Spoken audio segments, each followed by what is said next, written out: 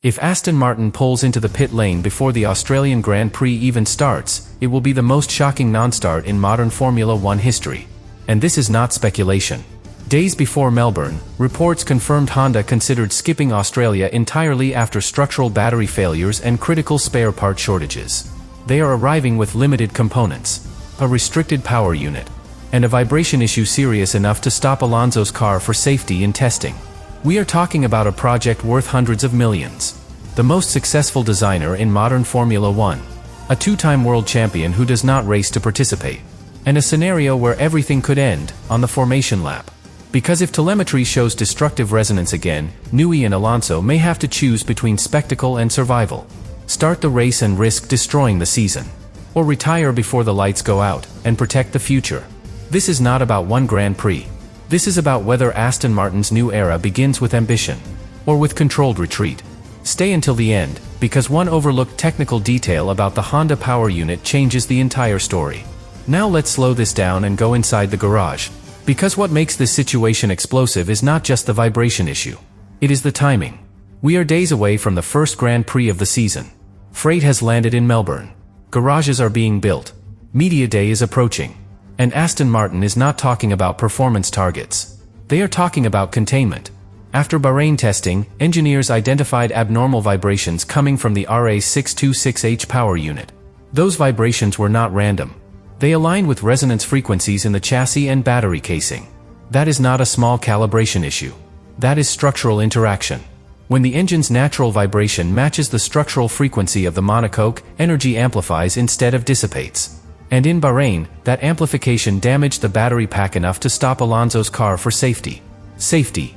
Not pace. Not drivability. Safety. Now here is where it gets worse. Testing mileage was dramatically lower than rivals. Aston Martin completed just over 2,000 kilometers across pre-season. On the final day, they ran fewer than 10 laps because there were no safe power unit components left to risk. That means spare parts are already under pressure. Before race 1. Let that sink in. In modern Formula One, component allocation is everything. You do not get unlimited batteries.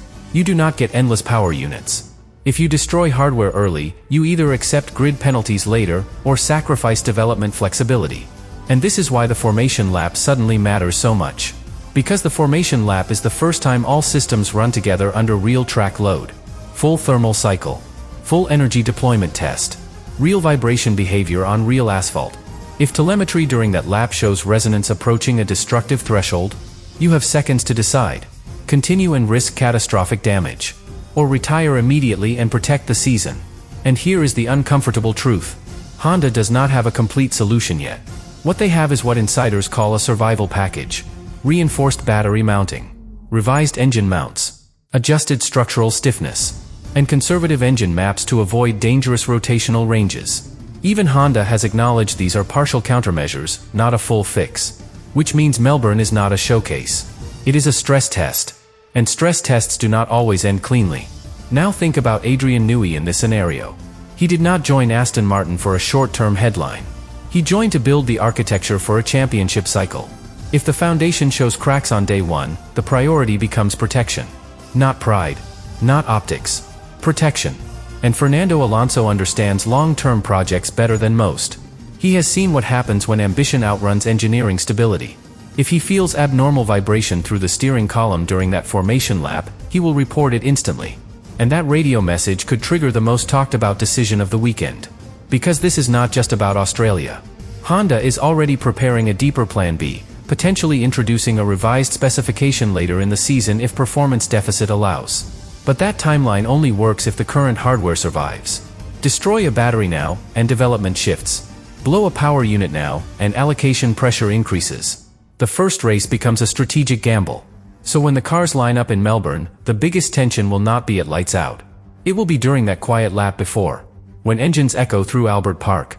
When vibration data scrolls across engineering screens. When a single red line on a monitor could mean one thing. Box this lap. Retire. Protect the future. And if that happens, it will not be panic. It will be calculation. Because sometimes, in Formula One, the bravest move is knowing when not to start. Now let's explore the scenario nobody inside Aston Martin wants to see play out. Because if the formation lap becomes a diagnostic lap, then the race becomes secondary. Picture Sunday in Melbourne. The grandstands are full. The season opener. Global broadcast. New era expectations. Alonso pulls away from the grid. He accelerates gently into turn 1. Short shift slightly, just in case.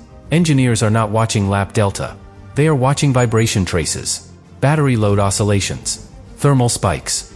If the data begins to mirror what they saw in Bahrain, even briefly, alarms will not be emotional. They will be mathematical.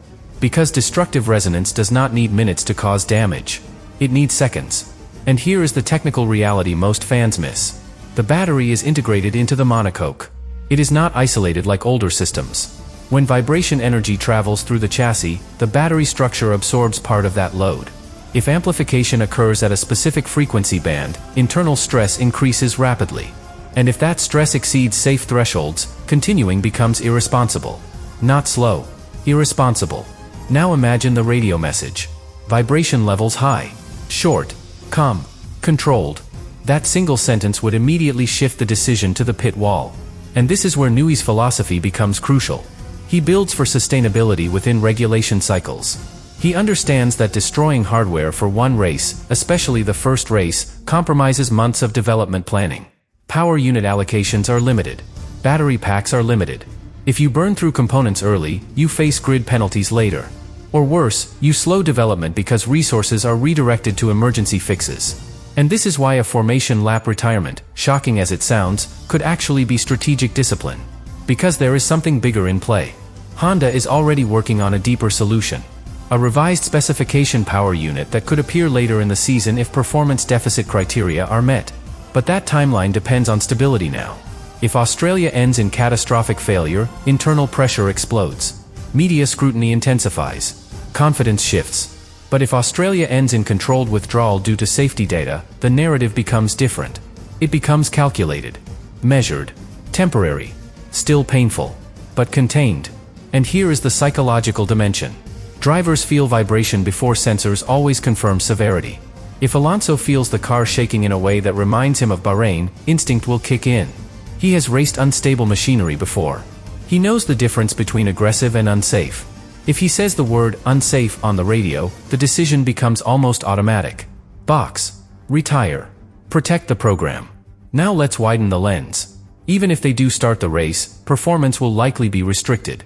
Engine maps conservative. Electrical deployment reduced. Avoiding dangerous rotational windows. That means straight-line speed deficits. Lower acceleration bursts. Limited overtaking potential. Which leads to another uncomfortable possibility. What if the car is safe, but slow? Then the conversation shifts from reliability crisis to performance gap. And that gap, if large enough, could activate additional development allowances under regulation. Which means early visible struggle might unlock mid-season opportunity. But again, only if the hardware survives. Everything circles back to survival. Australia is not a performance benchmark. It is a durability checkpoint. A structural audit. A proof of concept under race conditions. And the most critical moment of that audit might not be lap 1. It might be that silent, tense formation lap. Because if the green car turns into the pit lane before the start, it will look dramatic. It will look shocking. It will dominate headlines. But inside the garage, it will be something else entirely. A controlled retreat to protect a much larger ambition. And whether that ambition eventually delivers a championship challenge, or collapses under early instability, may depend on what happens in those first quiet kilometers around Albert Park. Now here is the part nobody outside the inner circle is fully talking about. What happens the morning after? Because whether Aston Martin retires on the formation lap, or limps through the race in conservative mode, the consequences will not stop in Melbourne. They will follow the team into every paddock conversation that comes next. If they retire before the start, the headlines will be brutal. Project in crisis. New era already unstable. Newey's gamble backfires. But inside the factory, the language will be different. They will call it data preservation. They will call it hardware protection. They will call it strategic discipline. And in a sport governed by regulation cycles, discipline often matters more than pride. But here is the uncomfortable branch. If they do start the race and something fails publicly, smoke, shutdown, sudden loss of power, the damage is far greater. Because that becomes visual proof of instability. Sponsors see it. Rivals smell weakness. Engine manufacturers begin whispering. And whispers in Formula 1 travel faster than lap times. Now zoom out even further. Honda is not just supplying an engine. They are building credibility for a long-term technical partnership. The vibration issue is not described as a simple faulty component. It is an interaction problem between power unit and chassis. That means responsibility is shared. Engine side, chassis side, integration side. And integration problems are the hardest to solve because they blur ownership. If the structure amplifies engine frequencies, you must alter stiffness. If the engine excites dangerous ranges, you must alter maps. But every change influences performance. Every reinforcement adds weight. Every conservative map sacrifices lap time. And remember, there were already reports suggesting the car may not be at ideal weight. If you add structural reinforcement on top of that, the compromise deepens. So the real tension is not just about Australia. It is about identity. Is this car fundamentally sound but rushed? Or is this architecture flawed at its core? Because if it is fundamental, no vibration package solves it quickly. And this is where the long-term target quietly reappears. Suzuka. Home race for Honda. High-load corners. Demanding engine sections. If they cannot stabilize the package before that circuit, symbolic damage multiplies. And that is why Melbourne feels less like a race, and more like a checkpoint. A checkpoint where 3 outcomes exist. 1. Retire on formation lap. Protect hardware. Accept short-term humiliation. 2. Race conservatively. Finish low. Gather data. Preserve components. 3. Race normally. Risk aggressive failure. Face public mechanical breakdown. Only one of those options protects the broader timeline. And if you think about Newey's history, about Alonso's experience, about how top teams manage regulation cycles, you begin to understand why a formation lap retirement is not dramatic fantasy. It is controlled risk management. But here is the final layer most fans still overlook. If Aston Martin visibly struggles, if performance deficit becomes measurable, regulatory mechanisms may allow Honda additional development flexibility later in the year. Which means paradoxically, early restraint could accelerate long-term gain. But only if the team survives these opening races without destroying critical hardware. Everything depends on stability. Not speed. Not headlines. Stability. So when the cars roll out in Australia, do not just look at lap times. Listen to Alonso's throttle application. Watch if he avoids certain rev ranges.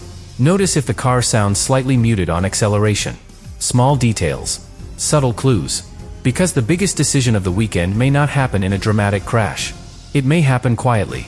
On a single lap before the race even officially begins. And if that moment comes, it will tell us whether Aston Martin is playing the long game with confidence, or reacting to a foundation that is still shaking beneath them.